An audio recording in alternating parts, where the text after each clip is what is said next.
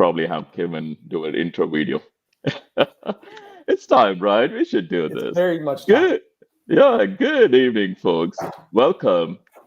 A lot of fans, Mark DaSilva fans here. Excited to see you all. For those of you who are joining us for the first time, this is the Turtle and Tortoise Preservation Group's Meet a Member, a monthly event where we take the time to sit down and get to know one of our members.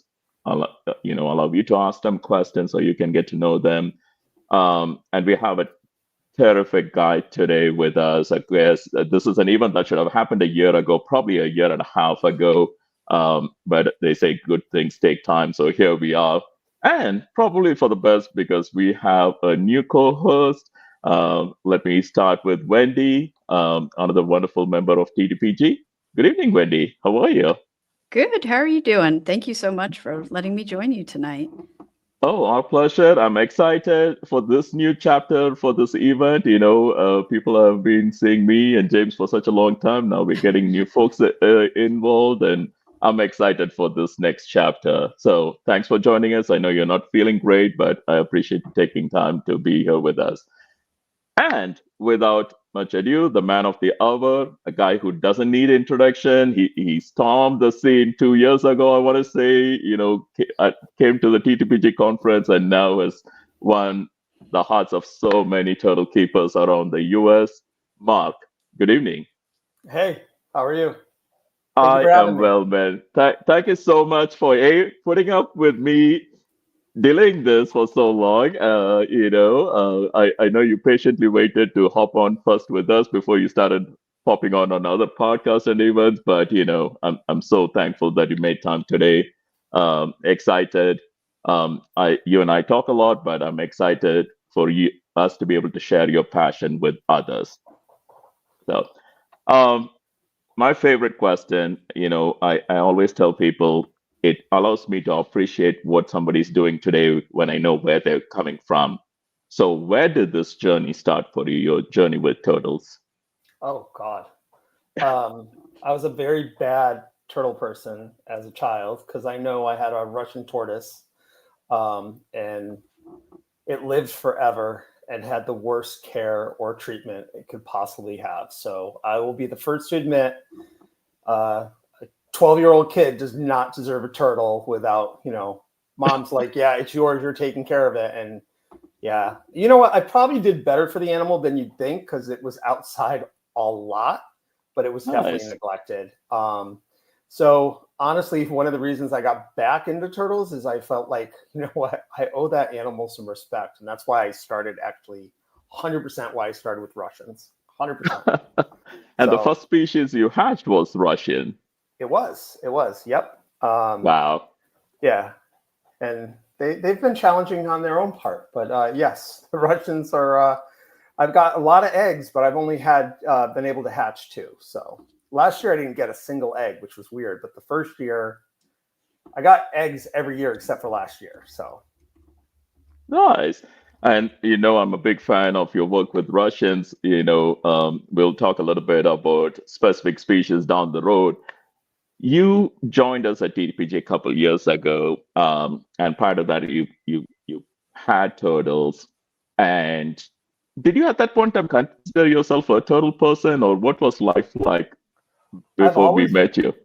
I've always been an animal person. I've always loved animals. Surround myself with animals all the time. I notice every red-tailed hawk on the highway and all that. And the people I'm driving with could care less that the deer are on the side of the road, but I'm like, oh, there's deer, that kind of thing. So I've always been an animal person, always. Unto my poor mother, who's had to deal with a lot of stuff. I brought home a pig once. Yeah, so she's had to put up with a lot growing up. But I've always loved animals. As far as turtles, I've had a Fly River turtle for the last 20 something years. It was my only turtle for the longest time. And Right. then I I wanted to do Russian tortoises for many years. I just never decided to do it. And then after watching a couple of videos online and stuff like that, I'm like, oh, these guys can live outside year round. I mean, and they need that, they want that. I was like, I got to give it a shot. So that's what got me back into it. Anthony lives very, very close to me, which amazingly, we did not know each other ahead of time. And I started picking his brain, and I became very, very good friends with him. He's like my best turtle friend ever. And he's been there to help me and manipulate me in so many ways. But I couldn't do it without him. So I'm very happy to have him. And, you know, I have a very supportive partner, and I have a very supportive family. So everyone's around me to help me out, and they're dealing with my turtle obsession. So there I go. So let's quickly talk about Anthony. Where did you guys first meet? How did that come about? So I work for a company called Central Garden Pet, and they are Okay. They are a pet industry company, and they make all kinds of items, but we also make reptile stuff from the brand Zilla.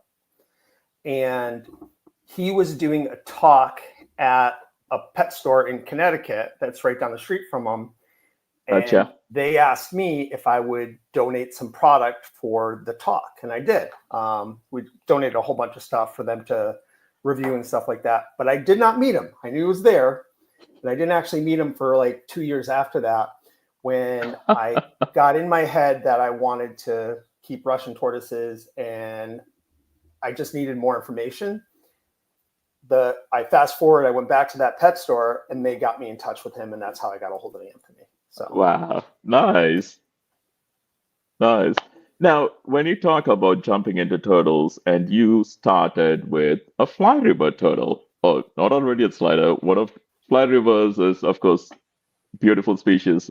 So many of us dream about keeping one, caring for one. The space requirements and stuff are daunting. And knowing you're not a guy who just jumps in and says, "Oh, I got the money, I'll take the species." Tell us, how did you prepare yourself for that species? Oh, you could ask me about any other species, and you could probably be right that I did my research. Absolutely did not do my research. I just bought. I saw the turtle. I had to have it, and that was the case. And he has moved with me 3 times now. Yeah, so he was really, really small when I got him, and yeah, no, it was not an animal I researched. Not at all, not even a little bit. So Okay. it was pop them in a fish tank, and oh, now what do I do? What do I feed them? And blah blah blah blah. So it evolved. It's very Yeah. much evolved.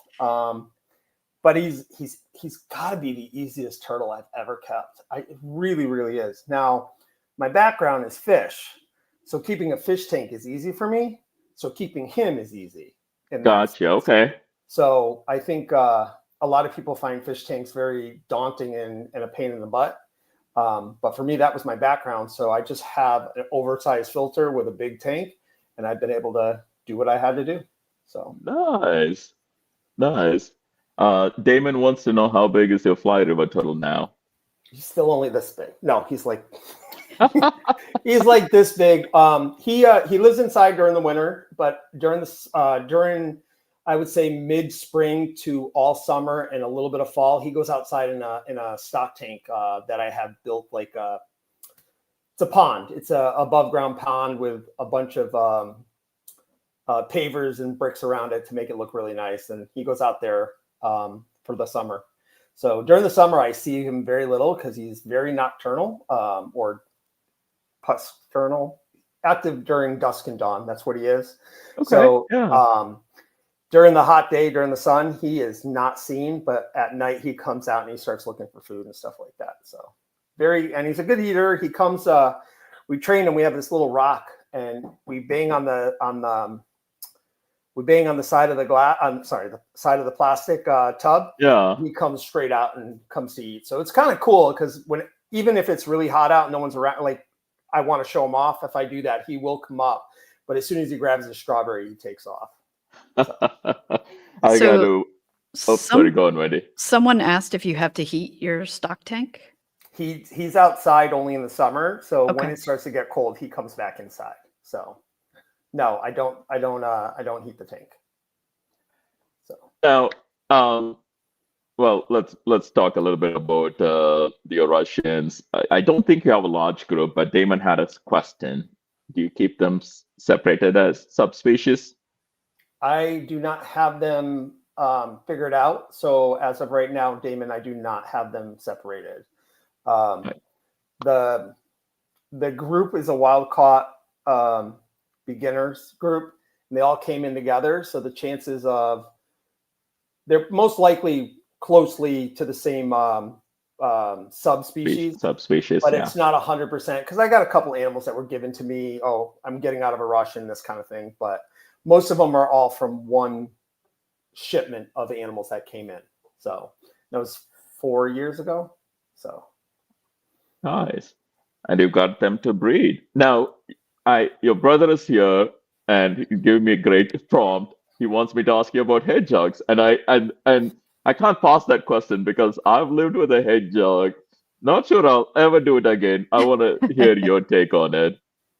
uh you know what? I've owned everything, man. I'm just telling you, I would come home with animals.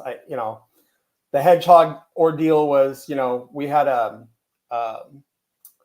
in our garage, we have a boiler room, right? It's a closet.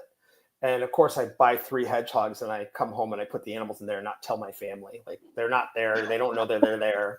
I was driving, so it was definitely like probably 6, 17, 18.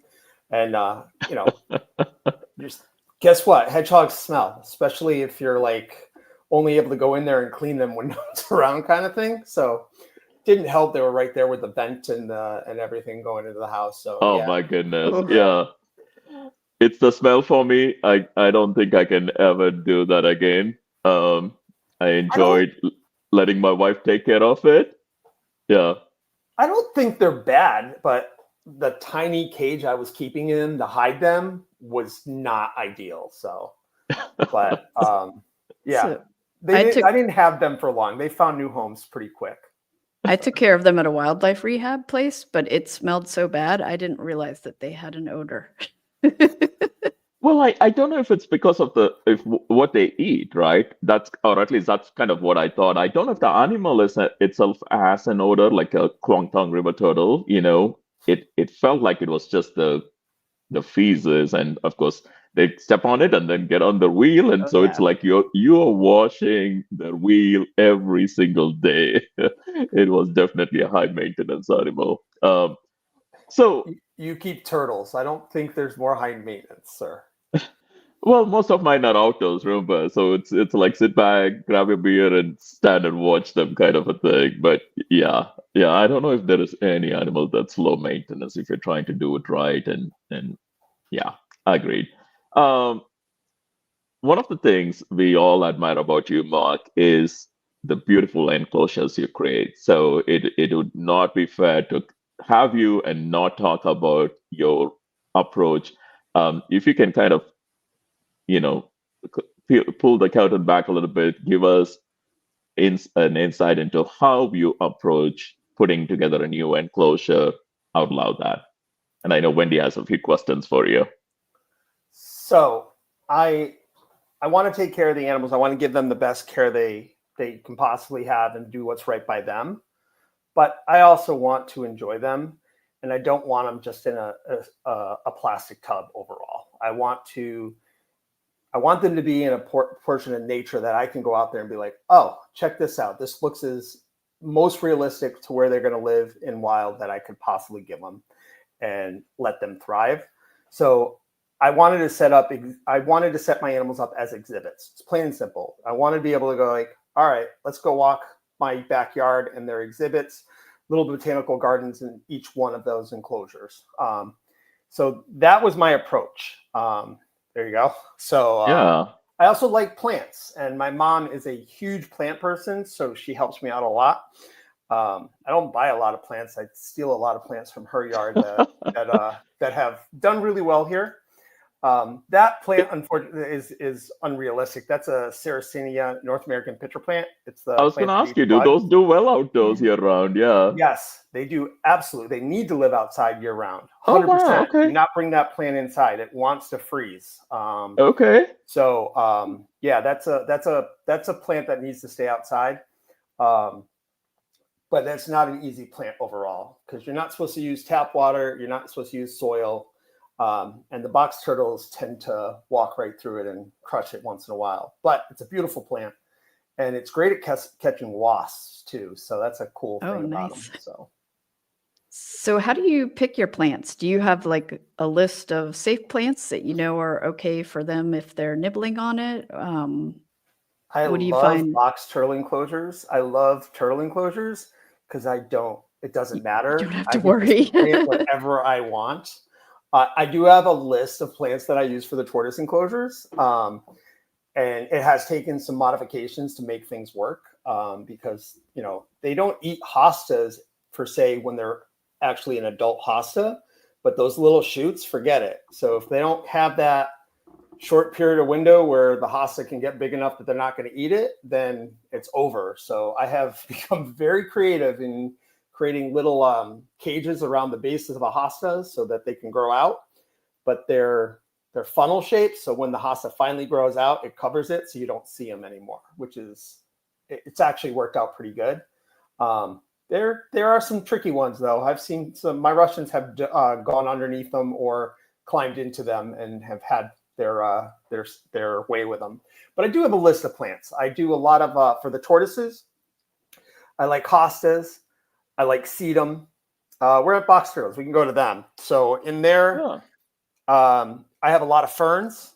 That pink plant in the middle is a stilbea, which is actually edible to turtles and tortoises. So you can use that in with turtles and tortoises. What is it, Mark, again? What did you say it is? That is a pink. The one in the middle with the pink flames on it is an astilbea, and that's a safe plant. And you know what? They don't eat that plant for some reason. So that's a nice one. They're not eating that one. Right. The tall one. So then there's the peach tree to the far right. Nice. No, that is a Rosa Sharon, and the one right in front of that, closer up front, is a peach tree. And behind that, those are called royal candles, I believe they're called. Those are also tortoise safe. So that plant and that enclosure, I planted. What I planted there? I have clover. I have moneywort, the little dried money purses, I think they sometimes call them. Lots of ferns, daisies. I do have a couple bog gardens in there. Yeah, I love box turtles because they don't eat them. I can plant mostly anything, and the worst they're going to do is trample them. And so that's the rush. Go ahead. The beauty of having enclosures like that is even when the animals aren't out, it's still enjoyable to look at. So yeah. So that's that. Now you're looking at my Russian tortoise enclosure right when I first finished building it, and I will have to give props to my brother. I'm not a carpenter. I have ideas. I know what I want, and he has to come over and help me do this stuff. So that enclosure I built with Trex decking, which and it was a Russian enclosure. So everyone told me they dig. So that's about 3 feet down, with maybe 2.5 feet down with Trex decking. And then on top of that, because I didn't want them to dig down and then dig out, I took vinyl lattice. So at the very base of that is about 1.5 feet on the inside and 1.5 feet on the outside, with lattice laid down underneath, so that when the animals dig down, they hit the vinyl lattice and they can't get out. Originally, the old enclosure I did chicken wire, but chicken wire rots and decays after a while, rusts. So I needed to do something that would last and I wouldn't have to do it again. So that's why I did the vinyl lattice. Plus, with chicken wire, you run the risk of the animal digging, coming across the chicken wire and potentially getting cut, depending on how aggressive I had that happen with one Russian, which is not fun when you have to deal with it. Sorry, Wendy, didn't mean to interrupt your questions there. No, not at all. Did we see, I think in your Russian tortoise enclosure, you have like a hibernaculum in there? I do. Let me pull a picture of that. Yeah. And so is it just the Russians that spend the winters out, or do you do the box turtles turtles too? have an awesome hibernacular. Whether or not they need it, I don't know, but they have an awesome hibernacular. I really went out. Yeah, so that's my cold frame basically. It's made with pressure treated wood. The base, if you look at the base, there's bricks underneath that go about a foot down. So yeah, and I did that so that the wood was not on the ground, so it would last longer, so it wouldn't rot as fast. Yep. And then the very top, that's I think it's like 3/4 inch plexiglass. It is so heavy to lift that thing, and it definitely keeps them warm. And in the winter or fall, I gather up as many as I can find. I pop them in there and I fill it full of leaves. And then along the left side and the front side, I will pile up bales of leaves, mulch, and topsoil just to stop the any wind from getting in there, just to give them some kind of insulation on those sides. The back wall and the right wall have foam insulation that's probably about 2 inches thick, to stop it from getting any breezes or drafts from the sides. So it's not airtight by no means. That's just building it. So it's got a kickstand to raise the lid. Yeah. So, and last year they all wintered outside with no problem. I did make some mistakes that I've learned on the way. So packing it with leaves is good. Packing it with leaves that they can't move is probably not as good. So give them a little bit of air in there so that they can move around. It was pretty tight. So this year I've made it nice and loose and let them do their thing. So Nice. Do you have to worry about it overheating if you get like that's what the kickstand's for. So okay. So if you have like a warm day, you can give them some air. Yep. Okay. Right now we don't have warm days. It's cold. I wish we had warm days. It's very cold. But yeah, come March and April, I'll definitely have the kickstand up. Okay. And then all summer long, the kickstand's up the whole time. I never close it again. So. Because I've thought about doing something like that, just to kind of have a heated area for redfoots and yellowfoots on days that are maybe 50, but I worry about the sun here being so strong that it would cook them. Yeah, I mean, I would imagine that would be a huge issue down there anyways. Yeah. So don't you have a beautiful tortoise house? Yeah, I have a heated house for them. Yeah, it's gorgeous. Yeah, and with the it's window really well and done. Yeah. Now, don't they have like a thermostat controlled levers that you can use to open like a roof or something? I feel like I've seen those in greenhouses. I don't know But if I I don't know could if you do that with something like this because I don't know. Your brother will I'm probably sure know. you could. I'm sure there's Yeah. ways to do it, like a thermos once it gets warm, just like the hydraulics to lift it up and stuff. That didn't cost me a lot of money to build, so that what we're talking probably would, but it's a good idea. Well, it comes in handy. I run into that with my Salkarai. I have a A-frame. I wouldn't call it a greenhouse, but with polycarbonate sheets on one side, and it can, with the slightest sunshine, it can warm up real quick. And where it becomes a problem is if by the time I leave home, it's all cloudy and raining or whatnot, and then the sun comes out later and nobody's home to open the door, then he's kind of trapped in a warm spot, right? So that's the part I need to cover. Now, you went with a thick plexiglass. Was there a driving force behind going that way rather than using a polycarbonate sheet or something that they use in greenhouses? Just curious. I was lucky enough that Anthony had a lot of very thick plexiglass laying around his house. Gotcha. And he donated me 2 giant pieces. So that's how that happened. Originally, Gotcha. it was going to be polycarbonate. I had polycarbonate to use. I'm glad I didn't use polycarbonate because, like I said, it's got to be this thing. Ashley, we have electric fences around them, so I don't have to usually worry about predators to get in at all. And I hope it stays that way. Don't want to jinx you. yeah, Let's actually, see. real quick, I wanted to ask you about your electric fences too. Are they plugged in 24/7? Are they solar? They are solar. Okay, nice. I have been really lucky. I've had no predator issues at all. However, I did get my first raccoon this year. He didn't eat anybody. He didn't kill anybody, but that was. And you even had some playtime with him. Yeah, I did. I got to wrestle a raccoon.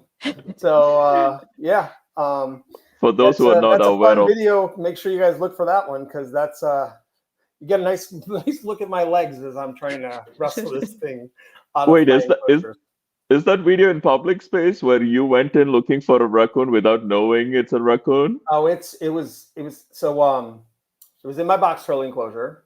Right. I had 2 box turtle enclosures right next to each other, and they both had these hibernaculars that were built that I can't get into. They're really well done, and it's great for them. But if something happens down there. I can't do anything about it, to be honest with you. So I was walking by the enclosure, and there were flies everywhere. And I'm like, oh, one of my turtles died. And I'm like, so when I say I can't get into this thing, I'm serious. I can't get into it. And I go in arms deep, and I'm like this, trying to find a dead turtle. And I can't find it. I'm in there. So I grab my phone, I grab my flashlight, and I look in, and I see 2 eyes glowing at me. I'm like, oh God. I couldn't have been more than 8-10 inches away from it. How it didn't bite me, I do not know. But now I can't get it out of there because, like I said, the way this enclosure works, it's basically it's a coffin. It really is. It's one of those brick coffins, or where you would put a coffin inside of it. Let's see. So that's the entrance. Do I have a picture of me building this or no? That's the entrance. So and this is the regional enclosure where I looked in, and that's where I saw the animal. So I can get in on this side, and in the other side of it, I can get in, but I can't actually, I couldn't touch if I had one hand on that side, one hand that side, we wouldn't be able to touch each other. It's that deep. So it's 6 feet.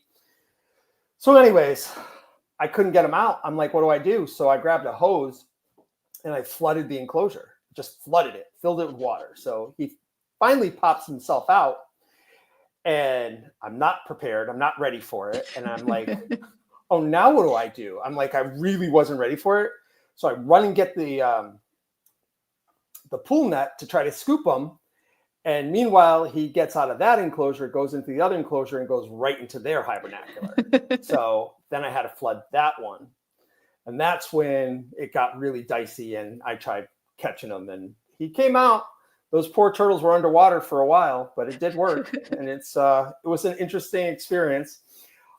The animal most likely had distemper. That's why it was covered in flies and smelled really bad.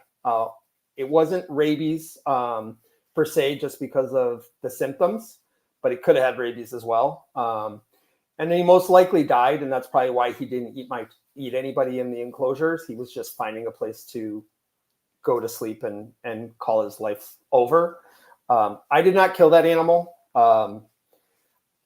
I probably should have, because that animal was suffering. But by the time everything happened, I caught the animal. I threw him over the fence because I wasn't thinking. I had no time to think. And the way that fence works is it's locked from the other side. So I couldn't get out there. So I had to run all the way around the house to get over there. By the time I got over there, he was gone. I couldn't find him anywhere. So you're really lucky you didn't have to get rabies shots. I'm very, very lucky. Very, very lucky. So yeah, when Mark was sharing this on the group chat, I'm sitting there, and probably all of us were sitting there like, how did he not get bit? Yeah. I don't know how I didn't. Like you said, probably that animal potentially being sick and just not having the energy to even not having the energy to fight back, That explains it. Yeah, Mark had a beautiful set of hair. So, yeah, right. Everybody wants to see the raccoon video, so maybe share it later. Okay. I'll post it back on the TTPG page. Now, here's a question that when people ask me, I always respond with who's asking. But so I'm gonna put it up just for the fun of it. You don't have to answer. That's my cousin Rosa. So she knows how many turtles I have. They've been all weird. Ah, she's trying to see she's if you're just gonna being tell the funny. truth. So we're gonna say 3 and just call it a day. 3 of each species. Three of each species that I own. Yes. There's a few animals here. So Now, your animals are probably used to you, or you probably spend quite a bit of time because I see so many pictures from you, or you're really good at taking pictures. I don't know, where the turtles are sitting, and these are species that I have in my care that would jump as soon as they hear my footsteps. So I'm sitting and thinking, I want to ask you what glue you're using that's working really well with aquatic turtles. Look at this. Like that's not a shot that most people can get unless you got a camera and you're lucky I to don't shoot know. it from far. And it's weird. They climb. There's 2 of those, and I found one of them on. There's a stump, and it's pretty high. It's like 2.5 feet tall, and he's just sitting on the top of the stump. I'm like, I don't understand why you're up there. But yeah, now that was nowhere near the water, so that's probably why he didn't jump. He is completely on a different portion of the enclosure, so I don't know why he was over there. He was just hanging out. So that's why he didn't jump. The one that was on the stump, he jumped as soon as I got over there. So yeah. So I don't know. I spent hours out there with my camera just watching, waiting for an animal to do their thing. So I hours. I mean, I have crawled on my stomach up to the pond and hid behind a post to try to get pictures when they're basking, because otherwise it's straight into the water. Sean will come outside and he won't say anything. He'll sneak up behind me and I'm like, "What are you doing?" And I'm like, because I'm literally just focused there with my phone. So yeah, I'm out there forever, man. I really, really am. Oh, Ornate good. box turtles photograph so well. I can't even. They're beautiful. They're not freaked out. They don't run on me. They're so easy to photograph. So Yeah. Wes, I think he was here. Not sure if he's still. Yeah, you can tell the man loves taking pictures of his desert ornate box turtles. they photograph Um, well. yeah. Let's see what's in that enclosure. I know you mentioned before we went live, but Damon, for the benefit of Damon and others, if you don't mind. What was the question?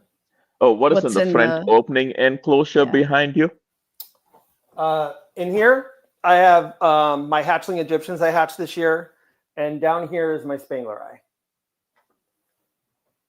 Nice. And of course, now those are LED lights, right, Mark, at the very top. Those are not UV, or are those UV bulbs? Up there, Yeah. those are UV. I mean, those are LED right now. There is a UV light on it, but I didn't turn it on. And then this is. Look at them. Oh. How old are they? They started hatching in August. I think they started hatching in August. So Nice. yeah. So Nice job. Beautiful Yeah. growth. These guys are part of the CAP program, so hopefully they'll do well for me. I was able to hatch a total of 7 of these. So Wow. pretty cool. That's Wow. great. Yeah, And from how many adults? it's a 1.2. Wow. So Wow. 1.2, and 5 of them are from one female, and 2 of them are from the other female. So for a small species, they lay quite a few eggs every year, huh? The How many clutches? Egyptians. I think I had total. So the clutches were weird. I'd get 1 egg, and that same female would lay again, and I'd get 2 eggs, and then 1 egg, and then 2 eggs. So it just kept happening. The one female only laid once, and it was 2 eggs, and they were both fertile. Awesome. Well, man, Damon just keeps firing, but lots of wonderful questions. Is that the European method for the Egyptians? I don't know how to explain it yet because they don't stay in here at the moment. I'm figuring this out. So I've never kept them the European method. Yes, that is the European method. Right now, I did bring them up here to show off. I'm not gonna lie. Right now, they are literally in a tub like this, Okay. With wet paper towel and a hide, and that actually goes inside a closed chamber. I'm freaked out to move them because I've done so well the way I'm doing it. That's like, oh, you're getting too big. You're getting too big. I need to move you. I need to move you. I've done the oyster shell method, and I'm just concerned that I don't have the humidity up here is just not what Florida has. So the 2 subadults that I have been raising up are very lumpy, and I'm considering going to this European method. As of right now, I move them up here for a couple hours each day just to get used to the enclosure, let them walk around, eat. But at night, I do end up putting them back into these tubs right now. So nice. I haven't figured it out. So yes, it's the European method. I don't know how to do it yet. Don't ask me for advice. I'm still figuring it out, please. Are you able to tell us what is the difference between the European method and what other method is there? US method? I guess we'd call it, we'd call it the US method. The only difference I can tell you right now, the Europeans don't like the oyster shell option, but even the oyster shell option up here, like the way they're doing it in Florida, they use oyster shells, sand, and a little bit of coconut coir. So it's not completely just oyster shells. I think the Europeans think that we just use plain rocks and that's the end of it. There is stuff in that substrate to hold a little bit of the humidity. And besides that, most people that do the oyster shell method also have a hide or a lay area that also has coconut coir or sand or dirt that the animals can get hydrated if they want to. So the difference, from what I understand, is the Europeans like to use, it's called clay powder. Yeah. So it's actually clay. And there are a couple products made specifically for reptiles out on the market that you can use. Hagen makes one called desert sand or something like that. And they come in red or gray. And that's a clay powder that you can mix into your substrate. And then Zoomed makes one called excavator clay, which does the same stuff. So it's clay powder that's mixed into their substrate. I did not use it straight. I did mix it with coconut coir, and I do have oyster shell in the back as well. So I haven't figured it out yet. So don't ask me questions. I'm trying. You're going a hybrid method. Nice. Yeah, I'm doing a hybrid method, I guess. So a couple other, want to touch on a couple other enclosure design of yours, but it's winter. It's, so I had to bring this up. I had to ask you this. You have a greenhouse, a hoop greenhouse right now. Let me see if I can pull that up. And this is holding up to the amount of snow you guys get up there, or did you have to make any adjustments to this? I don't live in Alaska. I don't have a lot of snow. You don't? Okay. We get snow, but it usually melts in a few days. We don't get feet and feet of snow. It could happen, but it I mean, we don't get tons and tons of snow, and it usually melts in between. There are winters that we do have worse than others, but that's the inside. So I will be fair. This is the first time I've used the hoop house. Last year, the turtles in these enclosures had no protection whatsoever. It snowed. They were covered in ice. They did their thing. I don't need the hoop house. You don't need it. Okay. I did the hoop house because I'm trying in that last enclosure. I have Chinese box turtles now. I have a 1.2 out there, and I was concerned whether or not they will survive the way the 3-toed box turtles did. So I did the greenhouse for that specific reason. I've taken a gamble. I don't know if they're going to do okay or not. Everyone's, they'll be fine. They'll be fine. They'll be fine. They'll be fine until they're not. So I hope that I'm wrong and they're right and that they're going to be okay. So yeah. Does it raise the temperature in there? Covered like that. It keeps them dry. Not completely dry because obviously the soil is still sucks up water from the outside. as far as raising the temperature, I don't notice it because when I do go out there, it's freaking cold. So, yeah. But it's going to keep the wind. It's not raising it much. I don't have a thermometer out there on this one. That's at the that's in the air temperature. I do have a couple ground probes in there, and I know my ground temperatures are staying in 35 to 45, depending on the time of what day it is. So my ground temps are okay, and they're underground, hopefully, so it should be okay. Fingers crossed. Nice. Well, let us know how it went in spring. But yeah, I'll have to connect with you. I was under the impression you got a lot of snow like Anthony did, but of course he's saying you guys have been getting less and less snow every year these days. But yeah, I get some snow. I get freezing temps at my end, and the Chinese box turtles do not have any protection like you have there. But like you said, if you can throw an extra layer, go for it. Better safe than sorry.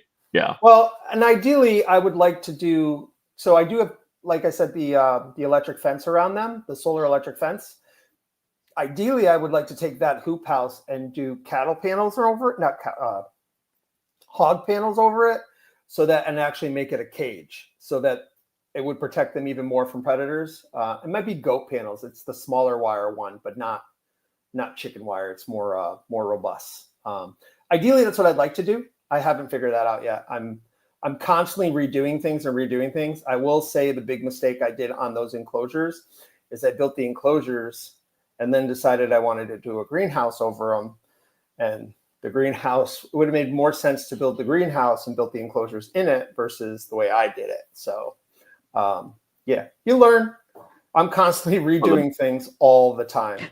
So I don't know if you're ever done. I'd like to know if anyone's ever actually done, because it just seems like keep moving things. Yeah. No, constantly redoing all the outside stuff, and and different iterations, and Oh, this might make more sense. So let me dig it up again. Yeah, 100%. 100%. Well, I think I've told you most of what I have is above ground. Nothing's dug in, nothing's bolted and stuff. I don't have a brother to come and help me over, but the ground is so solid, and we have so many pine trees and cedar trees. I mean, we were just trying to help my wife put in some artichokes the other day, and my son kept running into thick roots, and he's like, "Do I cut this?" I'm like, "No, do not cut it, because I don't know which tree is going to come down. Do not do it." So yeah, that's where for me it's stock tanks, waterland tubs, and even my terrestrial setups are basically just boxes sitting on top of the ground, so that they can move around. But yeah, it's never done. So Michael, what are the temperatures? Like, I think our biggest issue is we just have long winters. Like, we are come September, we really got to bring things in, and if they're not in by October, we're behind schedule. That used to be. We're not going out until March. They start waking up outside, but I'm not putting anybody outside until April. So it used to be the same. I live in Northern California. We get a lot more rain. We have snow and freezing temps. September 6th, my son's birthday, that's kind of my cue to start moving things in. But now I can leave them till November. That's how warm it's been, dry it's been. January, we had 50+ degree temperatures. The Salkara was out and roaming and grazing, and it was nasty. I had to water my plants, which I hate doing in January, let me tell you.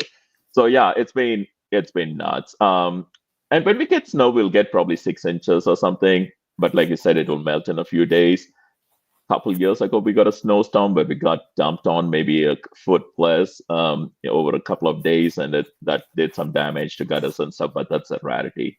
But yeah, our winters are long, or a cold season is long. My animals can't go out and stay out till April or May. Yeah.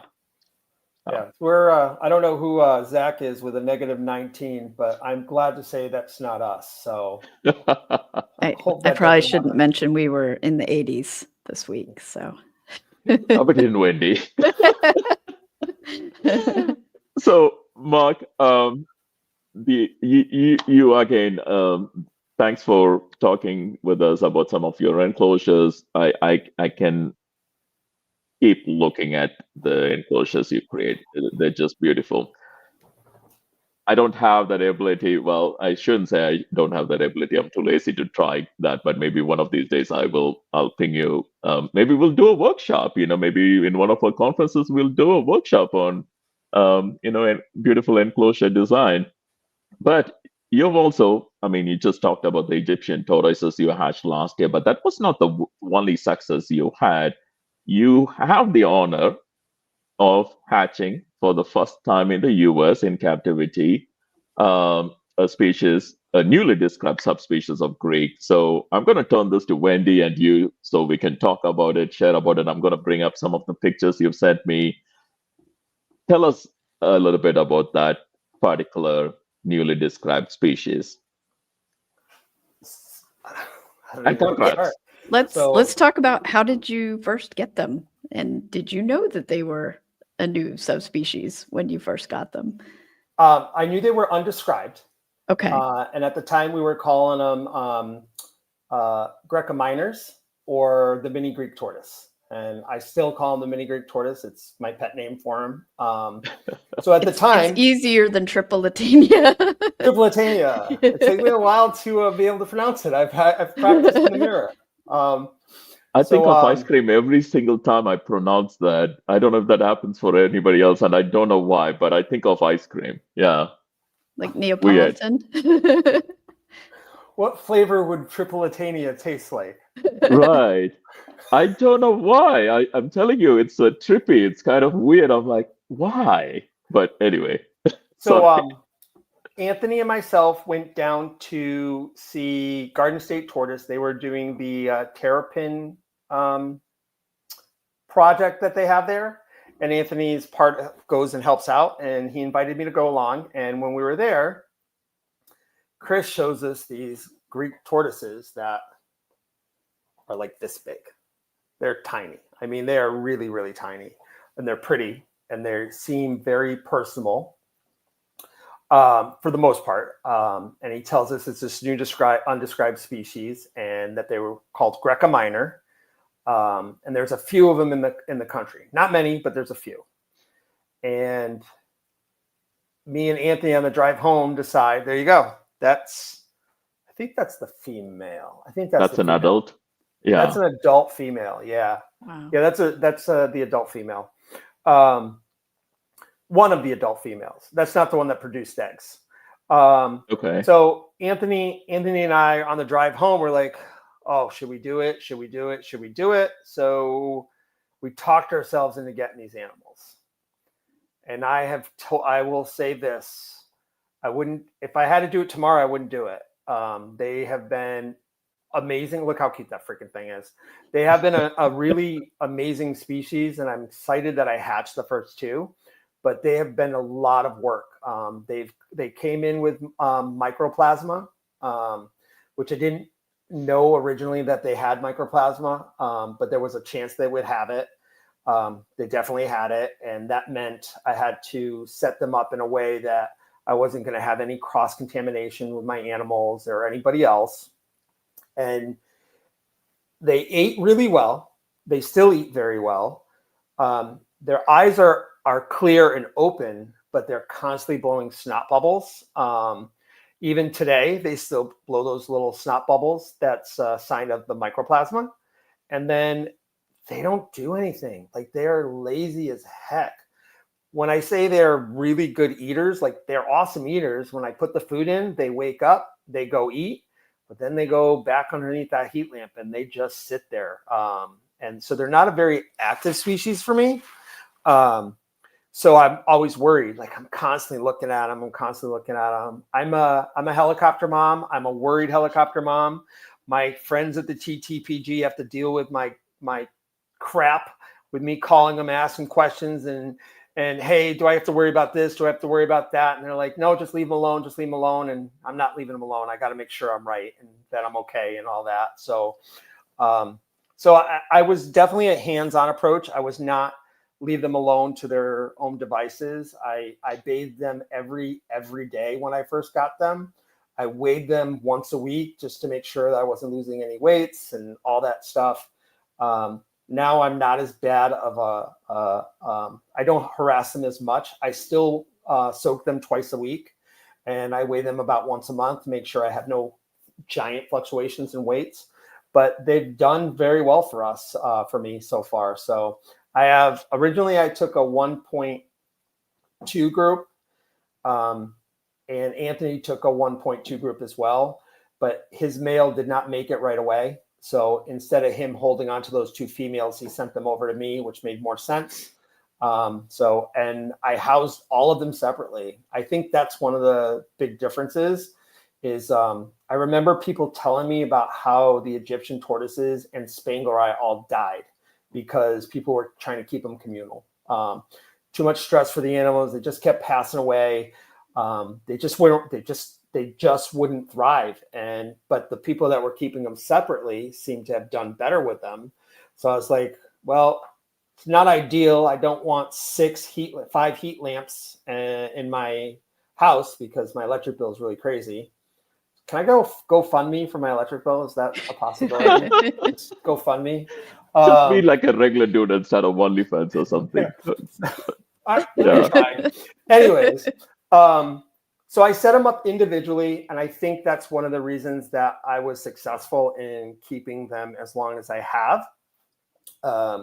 They were by themselves they're still by themselves individually, but I did end up moving 2 together just because I wanted them to have a larger enclosure, because they were in really small stock tanks. I don't know if you have that photo. Not stock tanks, cement tubs. I think it's one giant photo, maybe.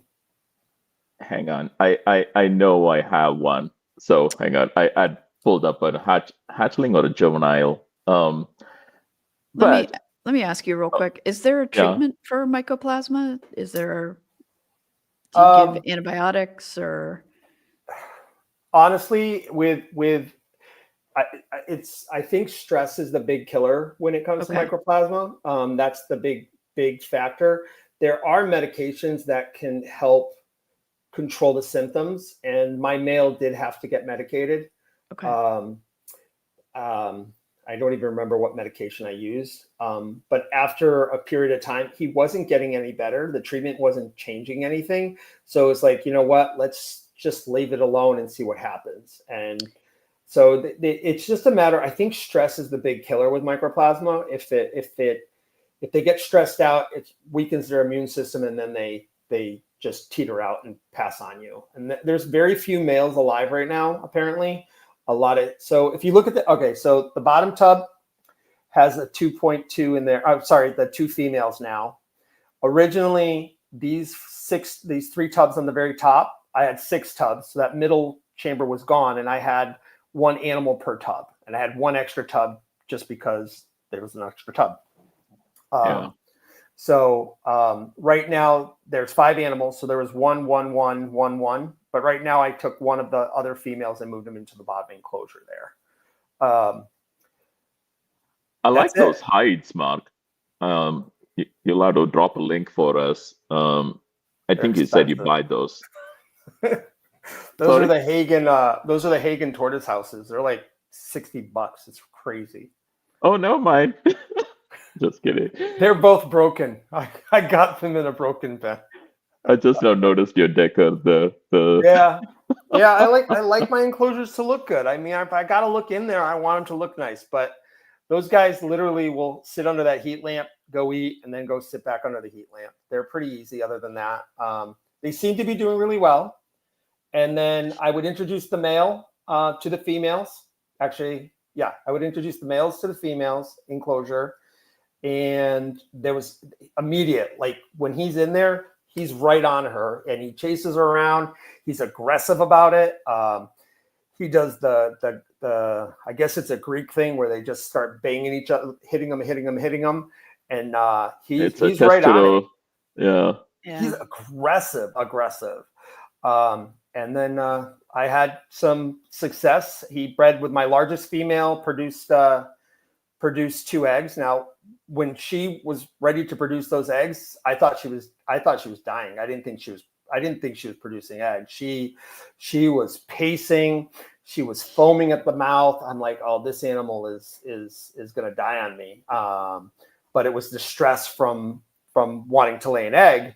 And at the time, they were in those little enclosures, and those enclosures are set up exactly like the U.S. way for Egyptians. It's crushed oyster shell.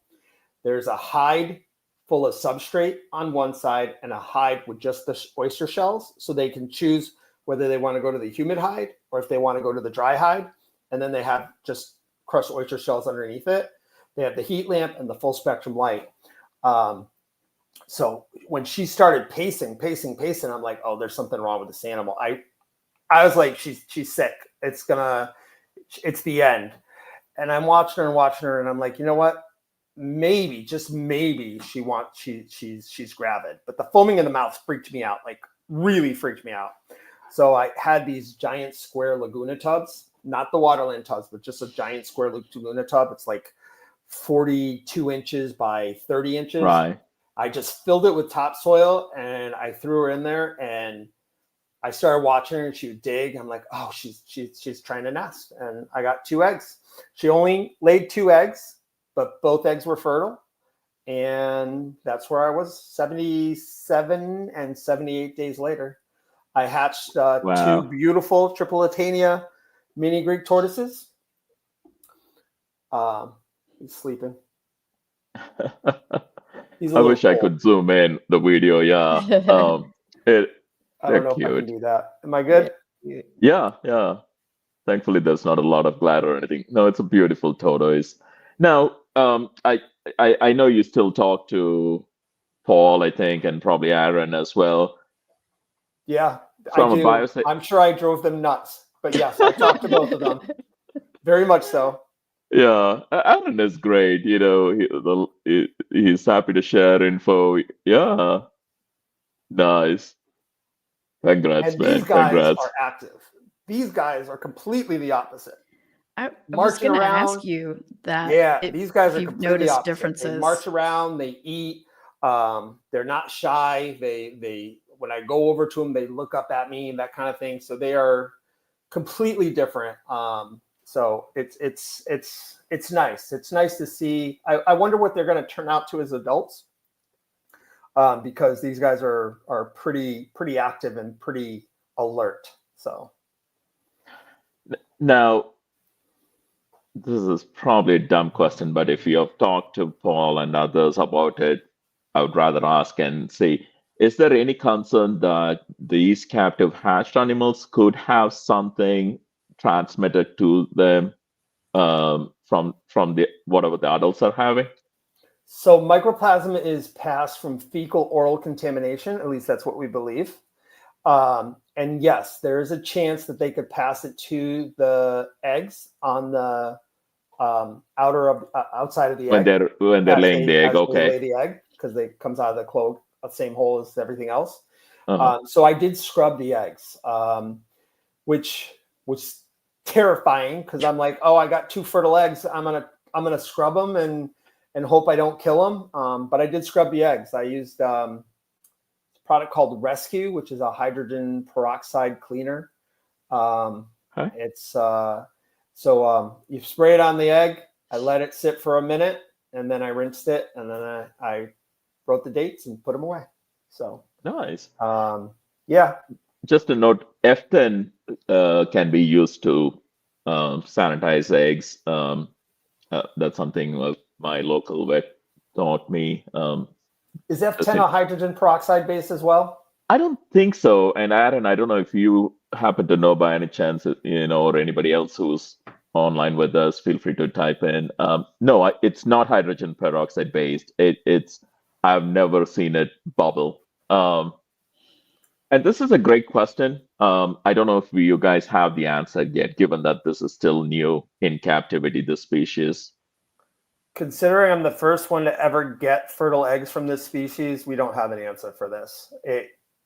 Are they a species that only lay once a year in one clutch and it's done? Highly unlikely, but we don't know. Maybe it could be a one clutch a year kind of thing.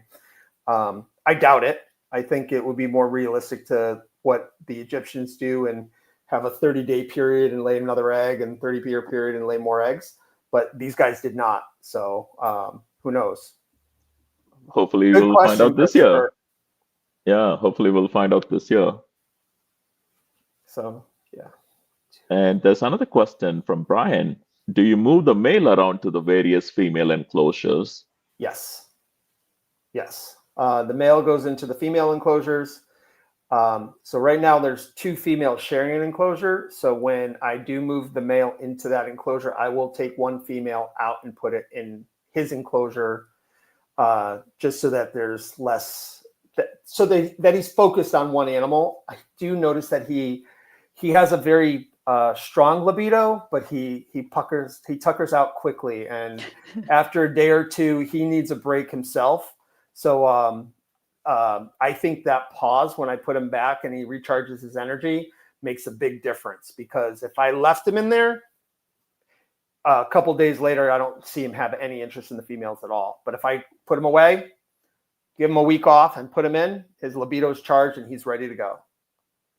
Nice. Yeah, so I have a Nabera Greek that's like 25, and he is the angriest animal I have ever met. Does he attack your shoe? Attacks shoes, he attacks vacuum cleaners, he attacks dogs, he attacks cats. Really? Yes, he is very angry. So do you ever spray him? Like mist him? A spray bottle? Yeah. Yeah, uh-huh. Is he grumpy about it?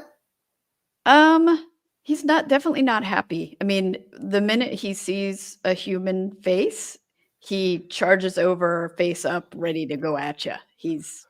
So these females, not the male, if I grab the spray bottle and I start misting them, they are just pissed off. Like they are, I don't even know how to explain. I'm going to videotape it because it's just ridiculous. They do not like getting sprayed with water.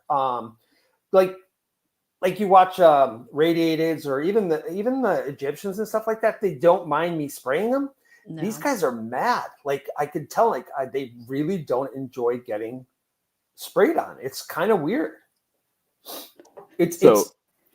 I'm not making this up. I will videotape it. It's all 3 females act the exact same way. The male, he could care less, but the female is like, yeah, this isn't right. I'm not supposed to be getting wet. So, Wendy, you were talking about your Greek and how he's one of the meanest. Maybe it's a Greek tortoise thing. So here's a throwback. Hopefully some of my friends who are watching this later will get a chuckle. Wait, I need to make sure I'm sharing the right screen, which I've got too many right now. Gosh darn it. All right, let's try this. So this is our poster for the Sacramento Turtle and Tortoise Club's annual event that we used to still do, Turtle Drama. It's not what it used to be, but you will see here, meet just Jim the Jerk in person. Felice Root, the president of the club. She was my mentor. May she rest in peace. Wonderful lady who taught me so much. But yeah, every time I was in her yard, she would have to take this one particular tortoise and kind of put him in a timeout pen. Otherwise, he would come. I mean, this is not just me visiting any visitors. Otherwise, he would come and very much like Mark was saying, he would ram your shoe, try to bite. He loved to bite just about anything. Yep. It was nuts. But yeah, ours is Angry Willie. Angry Willie. And I can't do any enclosure maintenance when he's in his outdoor enclosure because he will ram your shoes. He will bite your butt. He is really? Yes. Yeah. Is he by himself? Has he got a girlfriend? Oh, he is by himself. I am afraid of what he would do to a female. Well, if it helps Mark, in just Jim's case, females didn't seem to make a difference. He did father quite a few offspring, but as far as we can tell, that didn't seem to make any difference in his behavior. That was him. That was his personality. Real quick with the hatchlings, you made a beautiful video that you shared. Hopefully, folks saw. I loved the water well, as you called it, approach. Is that something similar that you're doing for the Egyptians as well? Yeah. I hope I'm not going to get beat up for that one, but yeah. So I did make a water well. I don't know of the other people doing the same thing. I wanted to raise my humidity. I wanted a decent humidity in there. So what I did is these tubs sit inside another enclosure tub, and Yeah. I have a well of water, probably about a half an inch to maybe almost even an inch of water underneath them, so that as the water evaporates or it raises the humidity in the enclosure. So and that enclosure has plastic lids that fold. I did not share that video, so I will share that video later on TTPG so you I guys can see did. it. I when did you see that video by any chance this afternoon? Yeah. Oh, I Yeah. didn't see that. Okay. Yeah. Well, if you want, I don't want to keep you here too long, but I can play that video here real quick. Which I Take a look at my hatchling enclosures for these mini Greek tortoises. The first thing I want to point out is that at the bottom of my enclosure, I actually have a well of water. I'm using that to keep my humidity high so that they have nice smooth growth. The other thing I'm going to point out is I have 3 different heat lamps on there. I have a nighttime heat source, a daytime heat source, and then I also have a coil bulb for full spectrum. I do use these plastic tubs with the folding tops. I find them to work really easy to get in and out and clean. I cut holes for the heating sources. One other key feature I do use is I always use an external thermostat so that it will turn on and off if it gets too hot. This one actually has 3 outlets available to be used, but it only has 1 probe. That is connected to the daytime heat source. The nighttime heat source is a very low watt, 40 watt red bulb. And that's my timer, turns on the day and switches to the night.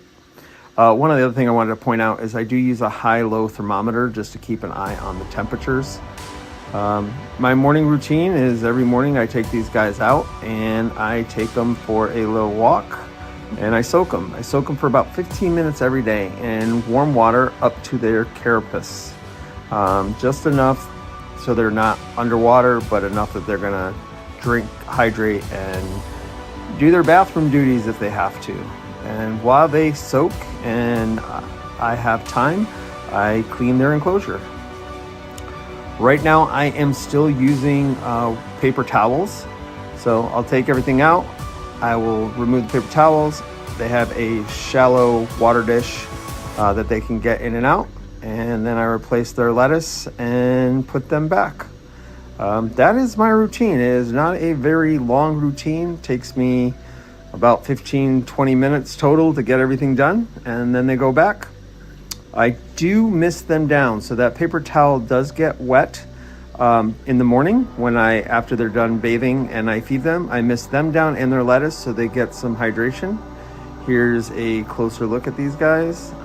This is the Tripolitania mini Greek tortoise, the Tripolitania tortoise. I may not be saying that right, but I am trying really hard.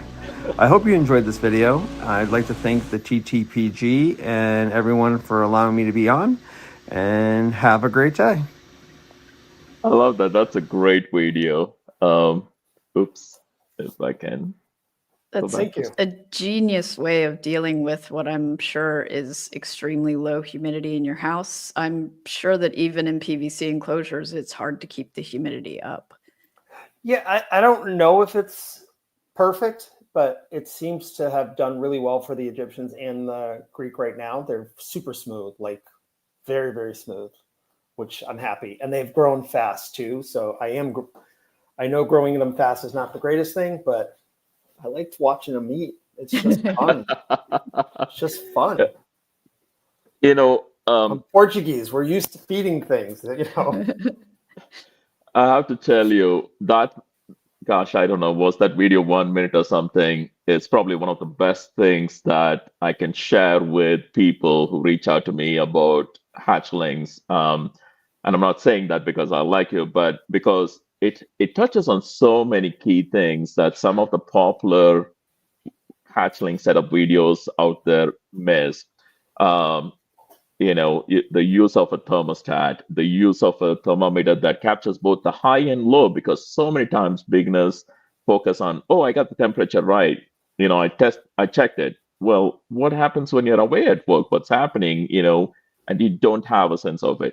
A lot of us use Gobi and stuff. We're kind of, like Anthony mentioned earlier, we're extra weird. We like to look at what's happening every hour or every minute. But I tell people, you don't have to go that far, but get at least one from Lowe's or something that shows you the high and low, so you can tell at midnight, maybe at midday, when the sun is coming through the window in your room, is the temperature going up to dangerous levels. You want to have it. So again, long rambling way of saying I love that video. I'm going to be sharing it with people. Thanks for putting that together.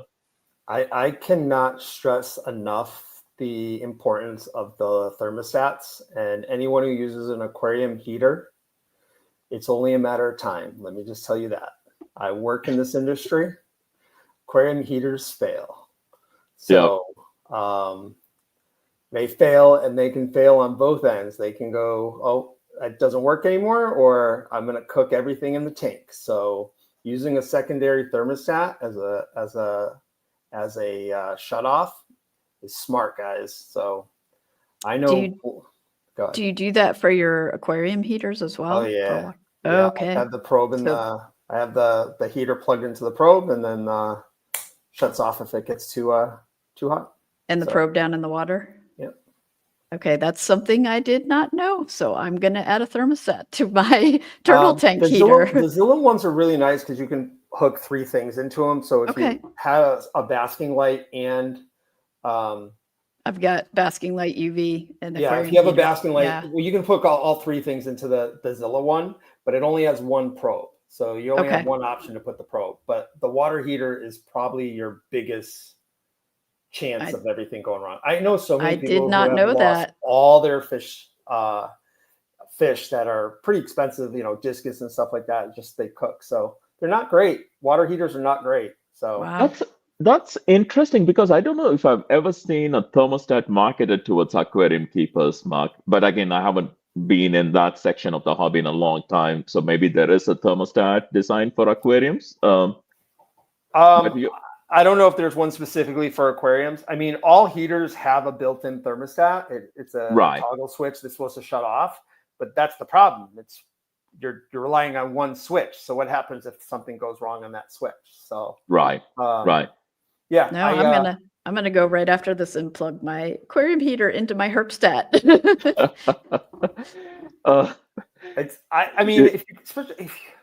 It's just smart, guys. It really, really is. So no, I didn't even think about that. Thank you. No, I mean, for those who have paid attention to many of the conversations in our group channel, when you have people like William and all jumping in and sharing, you would hear them talk about it, because yes, these are things that can fail. These are things that can cause a fire. I mean, especially when we're talking about closed chambers. I mean, for so many beginners these days, I see them taking that route, which is great, a great economical way to get a Herman's or Greek or anything that you're going to probably or hopefully keep indoors only 1 year.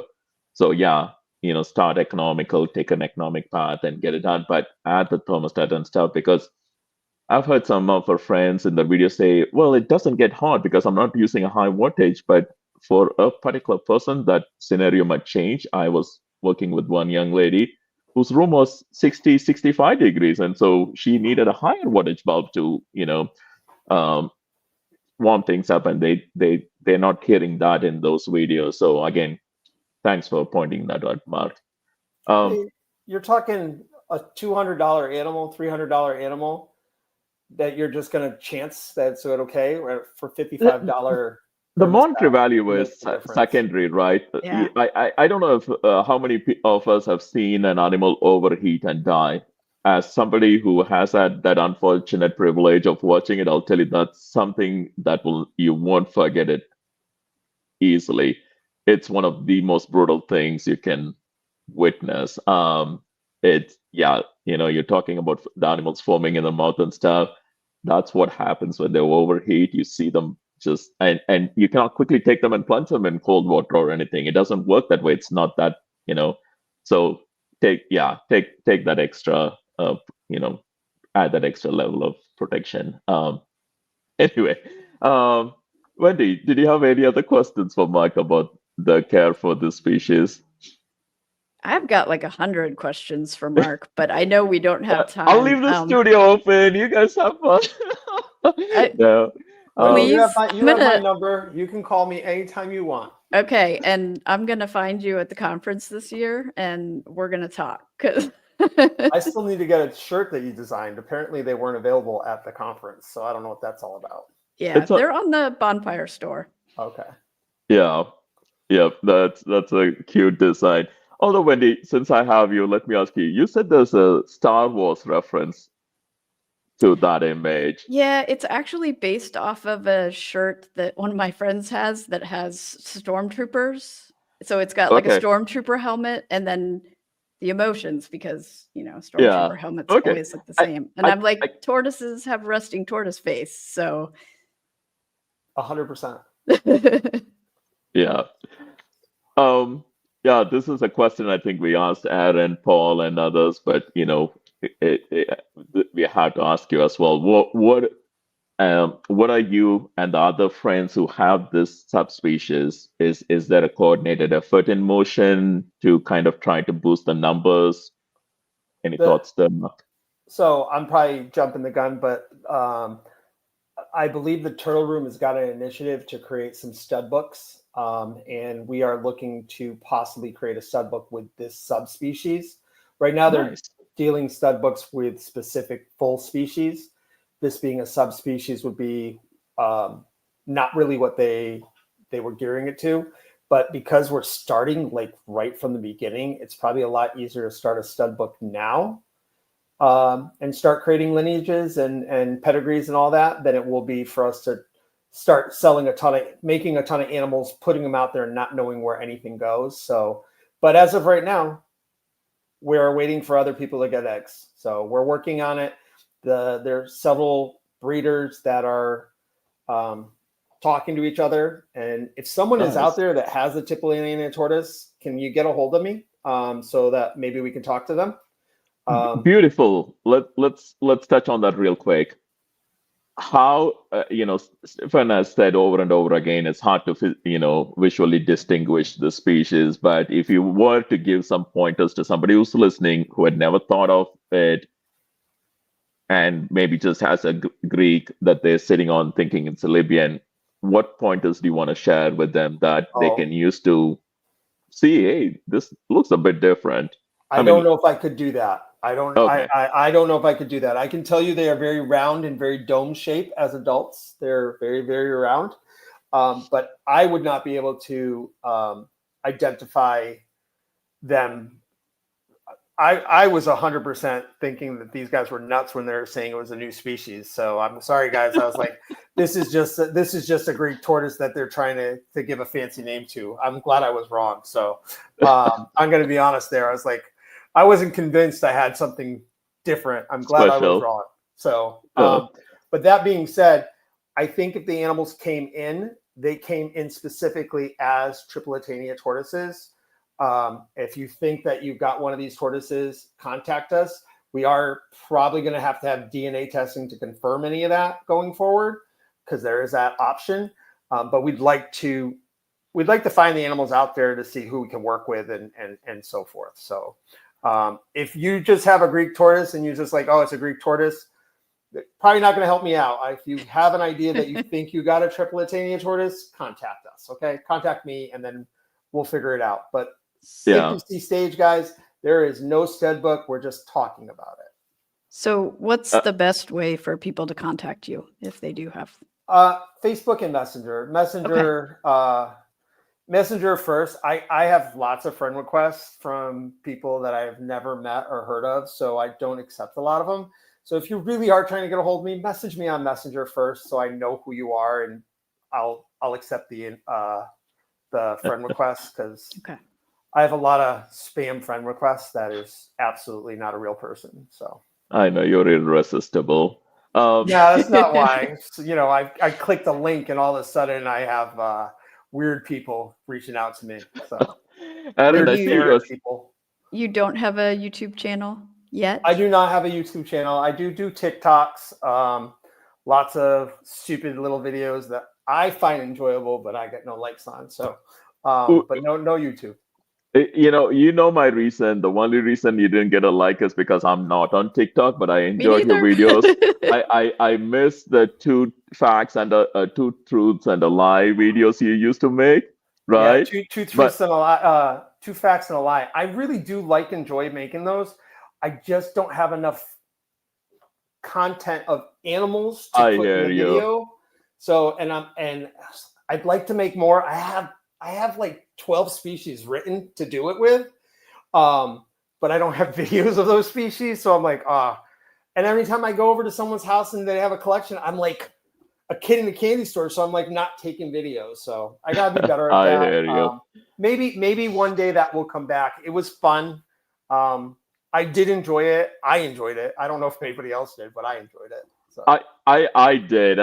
It's funny. I don't think I talked to you about it, but I was thinking about it like a week or 2 weeks ago. I'm like, oh yeah, he stopped it. But again, like you said, it's about its time and of course having the access to the footage or pictures or anything that you can use. Totally get it. And I was trying to do a video a week, and that's a lot. It's really difficult to get it all together. But if you don't do a video a week, people aren't paying attention to bring you up in the algorithm. So it's almost like if I could just get away with just doing one a month, I could work on something like that. So right. I have an idea. I'm talking to a few people. We'll see what happens. Who knows? Maybe one day I will have something better than just TikTok. But as of right now, Wendy. Yeah, she creates content as well. So maybe you guys can come up with some really cool stuff that you can share with the world that will help people learn something, And that's I think part of the thing I enjoyed about the video. It wasn't just another video, oh, cute tortoise, but it was something I could learn as well from it, But you're talking to a 48-year-old. It was a lot of fun. I had to redo some videos because the truths that I was giving were actually lies, and so I was pointed out that that's not true. I'm like, what do you mean a vampire musk turtle doesn't musk? It doesn't make any sense to me. It's a musk turtle. Why doesn't it musk? Was it the vampire musk you said they can sniff blood in water or something, or was it a different species? The lie was that they drink the blood of their victims. Yeah. Something like that. And people thought that was the real one. So it was like, yeah, that's definitely the lie, guys. That's funny. Yeah, it was. I thought they're fun. I should send you some of these. They're pretty cute. Just the lies are just funny. I'm like, all right, how are you going to believe this? But it worked. So nice. It is on Facebook if anyone's looking for it. It's 2 truths and a lie about turtles, and it definitely has its own page, but there's not a lot on there. So if you're looking for it, it's there. Well, I'm excited that you're considering some new projects, whatever that is. I'm looking forward to learning about that, and of course, I'll hopefully see you in November, if not before then. Thank you so much for your time, Mark and Wendy. Again, thank you so much for stepping into this hot seat. Appreciate the help, and I appreciate keeping the audience engaged with some lovely questions. I hope you feel better. Have a good weekend. Either one of you football fans? No. How Watch about it you, for the Wendy? commercials. Watch it for the commercials. Okay, I'm right there with you. I don't know that I care. And Super Bowl is the only football game I'll watch. I hope Taylor Swift wins. That's guess what I have to say. Yeah. Can I just make one shout out? I really want to thank the TTPG and the members that have really pushed me along the way and have helped me out. You guys have been wonderful, and I really don't think I would have developed to the person I'm becoming without you guys. So that's not me being a sap. That's me being honest. You guys have been very helpful for me. Thank you. I think I can confidently say every one of us who has had the privilege to know you, talk to you, beyond the passing high, are thankful that you came to the conference. You and Anthony, or Anthony made you get there, however that worked out. I'm glad you came. I'm glad you fell in love and you're sticking around, because what you're offering both to TTP members and turtle keepers and especially those who are stepping in. I mean, I got to quickly mention this as well. The Connecticut Turtle and Tortoise Society again. That Yes. happened, and I know you had a part. Can we talk about that real quick for a minute? Yeah. Well, let me first start. I am part of CAP, the Egyptian Tortoise Assurance Project, which is definitely something we are working towards, and I don't want to ignore it. The reason I'm into Egyptian tortoises is because of CAP. So hopefully one day we'll have more to report on that. But that's one thing. And then this year, a select group of us created the Connecticut Turtle and Tortoise Society. Actually, it's the Connecticut Turtle Society. There's no tortoise. There should be. And we've had 2 meetings so far. They've been very successful, I think. We're having about anywhere between 25 and 35 people show up, mostly our friends and family and a couple of real turtle nerds. It's hosted at Riverside Reptile Park in Enfield, Connecticut. We can't thank them enough for opening their doors and allowing us into it. And it has been a fun journey, and I hope that we can continue this momentum and keep it going. So it's awesome. I'm glad there's people in the Connecticut, Pioneer Valley, Massachusetts, Rhode Island area that want to participate and become part of this. So nice. Yeah. I have to tell you because, and I think I mentioned this to Anthony. If I didn't talk to you, if I didn't mention to you, that's really a poor reflection on me because I should have talked to you as well. You guys have inspired me to think about a local club, and I'll tell you why. I mean, we got so many Facebook pages, we got so many Facebook groups, we got TTPG, everything, but at the local level, so many people don't hop on and all of these, and there's also groups. Not naming any specific ones that share a lot of misinformation or actually scare people into wanting to run away from keeping turtles. So call it a grassroots level, if you will, but doing work in your local societies, I think is very critical, and it will continue to be. Felice Rudo, I mentioned, 20 years ago, she said, you know what, this work will never end. There will always be new people running into the same problem, having the same questions. And I don't know if it's a shame that 20 years later that's still true or not, but yeah, I think that need is always going to be. So I'm happy that you guys are taking care of that there at your end. You've inspired me to think about it. I got to figure out how to make it happen. I'm talking to Kelly, who's pretty local to me, to see if I can rope her in because I can't do it by myself. But yeah, and maybe Wendy will do something in Florida. I know she's got a lot of people out there. There's a couple Florida turtle things, aren't there? They're struggling Tampa up. Bay turtle, and there's a Tampa. Yeah, well, we probably Ralph stole a Hill. lot of our idea. That was one of the driving forces, I think, in figuring out what we're doing. Yeah, we as a society, we as turtle keepers, we as pet keepers need to put a better message out there and do better out there. So we need to get it out there. And I think we just have to do better, guys. And that's part of this. And I think that's why the societies and this group and this Facebook group and the TTPG and the TSA and all this stuff, it's all different parts that are all working for the same thing. Let's work together and make it happen. Yep. Let's not fight. Let's stop this fighting and figure out the better way to move forward. For the turtles. None of us are right. Well, there's more than one way for to the be turtle. right. Be a turtle hero. There's more than one way to be right. Yeah, absolutely. There's not, expecting everybody to have the same line of thought. I know that line of thinking actually is under fire right now, but which is a shame. No, we got to think in different ways, to get creative in different ways to do better by these animals. So we have to bring people up, guys. We got to stop tearing each other down. We got to bring them up and just be better as keepers. We all want to do the same thing. Let's help each other out. Let's start talking. Let's start collaborating. Let's do better. Period. That's the only message I got for all you guys. And that's a beautiful message. Yeah. Work together. 100%. Yeah. Work together. You don't have to like Anthony. You can still work with him. Love you, Anthony. So is He's that not what's even going I on don't there? think. So I'm just making fun of him. He's not even on here. Is he? Yeah, he I don't did. think he's even on here. What a jerk. He was. He is. See, he's like, don't talk bad about me. I'm listening. Thank you, Anthony, Kevin, Phil, David. Oh my gosh, this was great, guys. I mean, thank you so much for showing up and spending your part of your Friday evening with us. I hope you all have a great weekend. Next month is going to be a lot of fun as well. We have a member who has focused heavily on one species for, gosh, I got to go back and do my math. 30 or 40 years.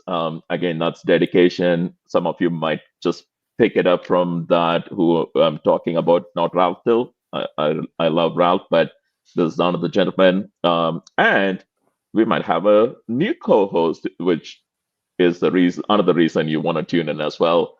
So have a great weekend. Have a good night, and we'll talk to you soon. Bye. Good night, guys. Thank you. Thank you.